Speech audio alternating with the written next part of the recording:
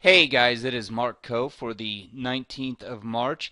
Thought today was an interesting day to take a look at. The reason being there was no real clear big trends, real big levels. And so what I've been advising everybody in my room to take a look at is kind of keep the focus on short term. I'm a real big fan of top-down analysis, bigger picture rules it. But there are times where there just simply aren't big picture opportunities, and at that point, you really need to keep the focus in the short term. So today is a perfect example of that, and I'm going to talk through a couple of the scenarios that presented themselves here.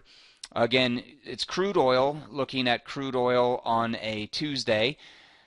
Our favorite kind of little timing indicator here indicates to us um, short-term sell signal at 59.72. Now it's all playing against this risk at 86, and what that comes from is the highs where the sell signal comes in. So your risk is a move above 86, so you're really risking about 16 ticks. Targets would be looking breaks below 59.20 and then again down to 58.90. Those would be your targets. Let's see what this does. Sell signal at 8 o'clock, taps back into it, move down to 59.20, so that gives you about a $500 reward for, again, about 16, 17 ticks of risk, and eventually you get the full rotation back down to the 90s, which looks like about an $800 reward. So, eventually you end up seeing an 800 tick rotation or let's say this, an 80 tick rotation equaling $800 per contract. That's all to the sell side. Again, a somewhat quiet day, but a day that you can't ignore and say, look, there was 80 ticks of profit there.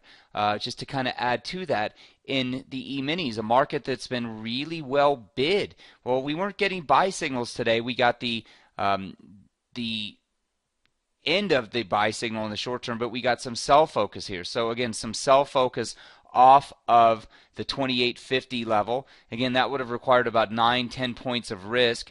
9 or 10 points of risk to try and see some bottom edge.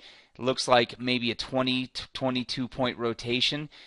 Again, not massive, but still in the midst of it. It's not completed yet. And so far, per contract, you're talking from the sell count about little better than a little better than 20 points. So 51 to a low of 29, so just over 20 points. What that means, there's $1,100 of rotational movement there. What can you grab out of that 1100?